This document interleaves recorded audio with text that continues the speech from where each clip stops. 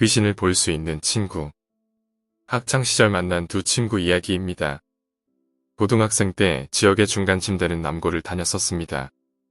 이때는 중학교 때 성적으로 고등학교에 갔기 때문에 학교마다 성적상 고만고만한 애들이 모였죠. 어느 날 친구랑 복도를 지나가는데 다른 반에 뭐 재밌는 거 없나 하고 보면서 가던 중이었습니다. 저희 반보다 앞쪽 반의 아이였는데 야자 쉬는 시간에 잠을 자는데 희한하게 자더라고요. 보통 잠에 두 팔을 책상 위로 올려서 고개를 돌리고 엎드려 잔다던지 이마를 대고 잔다던지 이게 보통이었죠. 근데 이 친구는 책상을 가슴에 바짝 붙이고 얼굴에 교과서를 바짝 덮고 자는 겁니다. 신기해서 옆에 친구한테 쟤는 왜 저러고 자냐고 물어보니 친구가 말하길 쟤는 귀신을 보는 놈이라고 대답하더군요. 귀신을 본다고.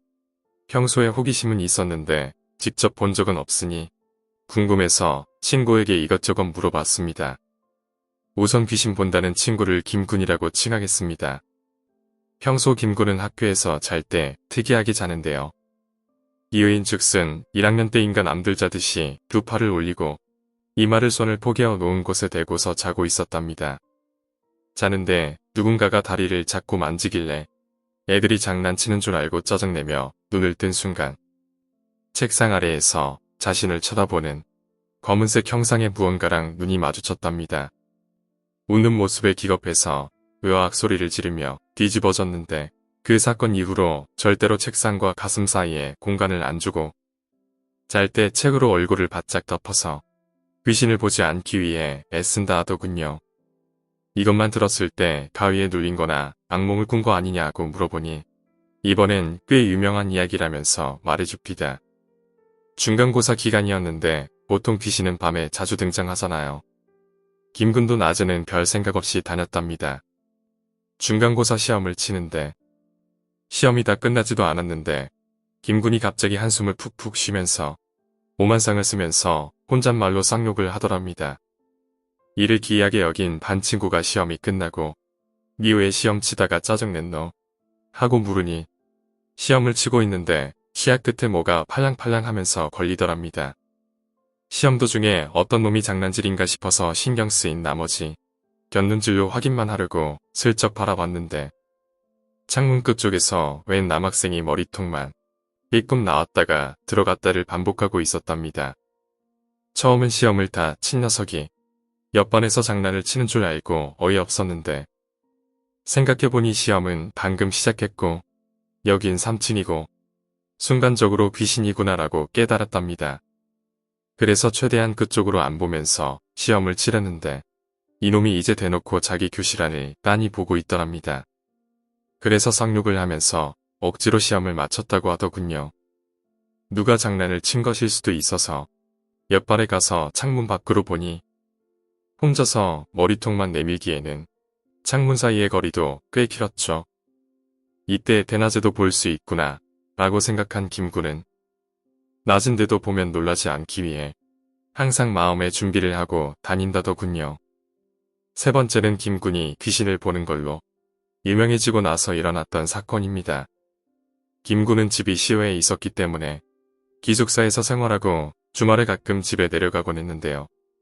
김군이 귀신을 본다는 이야기를 들은 선배들이 김군에게 같이 유명한 폐가에 같이 가보자고 한 겁니다. 당연히 김군은 절대로 안 간다고 했는데 선배들이 강제로 데리고 가게 됐습니다. 차마 폐가 안으로 들어가지는 못하겠고 자신은 밖에서 지켜보고 선배들이 들어갔다 나오기로 했답니다. 그렇게 주말이 오고 선배들과 저녁 시간에 맞춰서 출발했답니다. 기숙사의 다른 친구들이나 선배들은 집에 내려갔기 때문에 몇 명 없었고요. 제 반 친구 하나가 남아 있었다네요. 친구는 겁도 많고 가기 싫어서 안 가고 혼자 방에 있었답니다.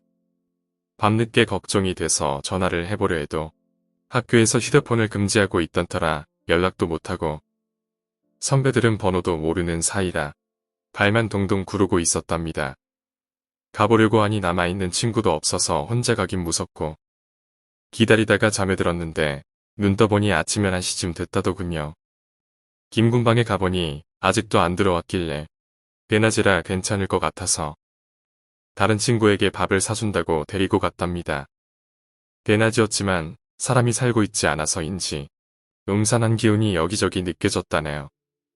멀리서 김군을 부르며 둘이서 살살 올라가는데 폐가에 도착할 때까지도 대답이 없었다네요. 혹시 셋이서 딴 데로 새서 술을 마시고 어디 뻗어 있나 이런 생각도 들었답니다. 폐가에 너무 들어가기 싫었는데 같이 온 친구가 겁이 없었는지 딸랑 보고 밥 물어 가자라고 다그쳐서 폐가로 들어갔는데 들어가자마자 입구 안쪽에 김군이 쓰러져 있고 두 선배는 거실 같은 데서 자고 있더랍니다. 둘 다 눈이 휘둥그레져서 김군과 선배들을 깨웠는데 셋 다 정신이 들자마자 주위를 둘러보더니 소리를 지르면서 밖으로 튀어나갔답니다.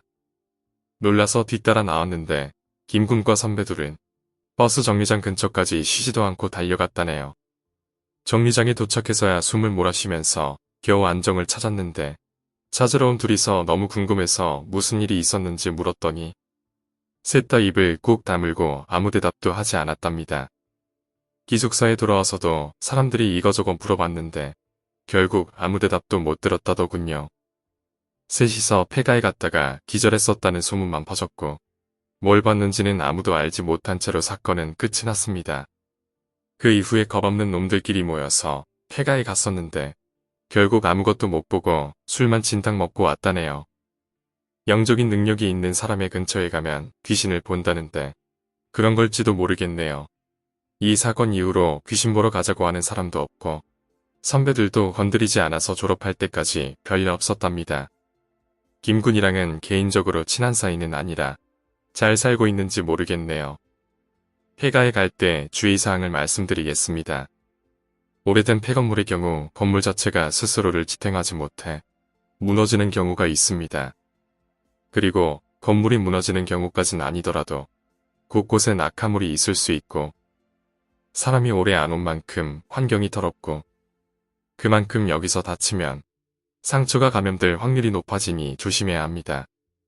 흉과 탐험을 가려면 파상풍 예방주사는 꼭 맞아야 합니다. 순찰 중인 경찰이나 경비한테나 걸리면 그나마 다행이지만 종종 노숙자가 숨어 들어오는 경우가 있고 운이 나쁘면 때로는 안에서 수배범이 발견되는 일도 있다고 하네요. 괜히 갔다가 귀신을 만나는 것보다 더한 꼴을 당할 수 있으니 조심해야 하죠. 가끔 변사체가 발견되기도 하는데 잘못하면 살인 누명을 쓸 가능성도 있습니다. 오래된 건물 중에는 성면이 단열재로 쓰인 건물이 많은데 특히 폐가는 세월이 흐르면서 조금씩 부서져 그 성면이 퍼져나가는 경우가 많으니 오래된 폐가는 그 주변도 조심해야 합니다. 성면 분지를 흡입하면 폐암에 걸릴 위험이 커지기 때문입니다. 오늘 이야기는 여기까지입니다. 오늘 이야기가 재미있으셨다면 구독과 좋아요, 댓글 부탁드립니다. 댓글은 저에게 큰 힘이 됩니다. 감사합니다.